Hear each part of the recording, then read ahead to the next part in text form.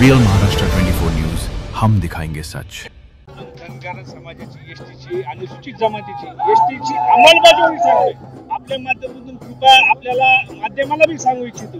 धनगर समाज हा अनुसूचितमध्ये समाविष्ट आहे, परंतु या सरकारने जाणून बुजून एक खुटी मारलेली धनगर आणि धनगर। त्याच्यामुळे धनगर समाजाला गेल्या 75 वर्षापासून ते धनगर समाज आरक्षणापासून वंचित आहे। म्हणून आज आम्ही मागे सुद्धा अनेक आंदोलन केले। सरकारने या राज्याचे मुख्यमंत्री देवेंद्र फडणवीस दोन्ही उपमुख्यमंत्र्यांनी आम्हाला आश्वासन दिलं होतं की धनगर समाजाचं आरक्षण आम्ही सोडू।